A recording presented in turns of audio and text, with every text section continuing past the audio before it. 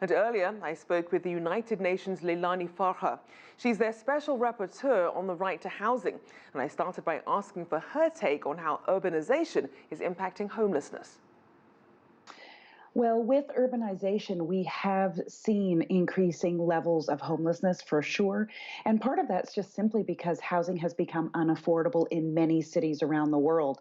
So a lot of people are not able to afford where they're living. Their rents are, rising dramatically, and that's pushing people out of their homes and into homelessness. That's why we're seeing a rise, for example, in family homelessness, as opposed to sort of the more traditional individual male. Now we're seeing actual families living on streets. Families bringing in perhaps less revenue now. People aren't saving as much as they used to in a lot of parts of the world.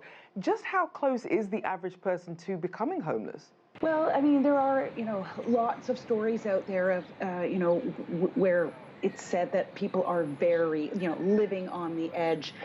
In North America, we've seen household debt increase dramatically. So, we know that homelessness is often caused by just one single crisis. So you have a family medical emergency, something like that causes a disruption in the household finances, and then suddenly, bam, you can't pay your rent, and you're given an eviction notice, and then you're out, and that can obviously quickly lead to homelessness.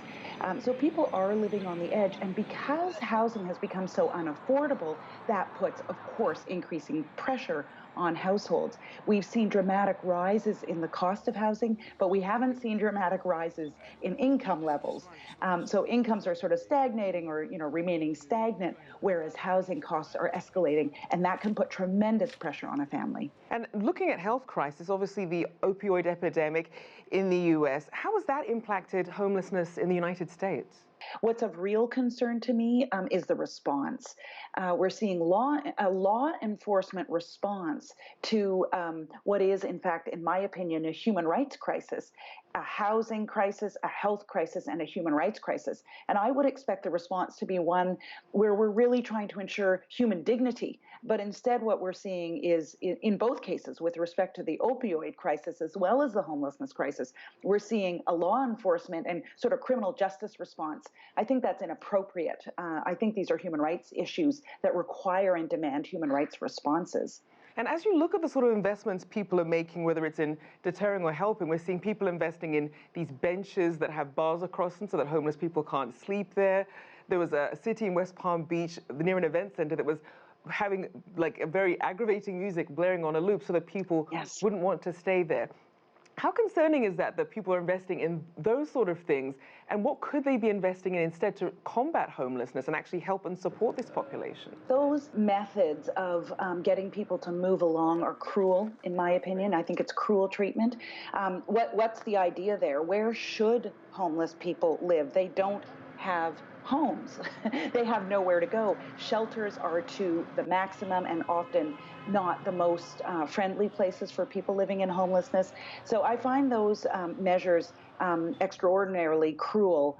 I think we should be investing in a human rights-based approach to addressing homelessness. The housing first approach is used in many countries, particularly now in Finland.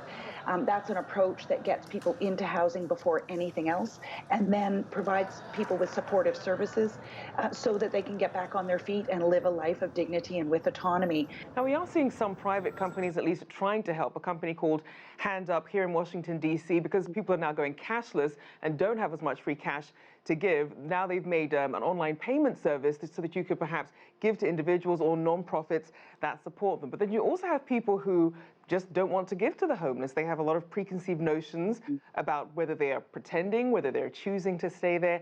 How do you educate people in terms of the awareness so that they can help support people in a responsible way? When you have more than 500,000 people living in homelessness across the United States, you know you have a structural problem. When you have families falling into homelessness, that's obviously something new and unusual and not normally about any individual characteristics of that family.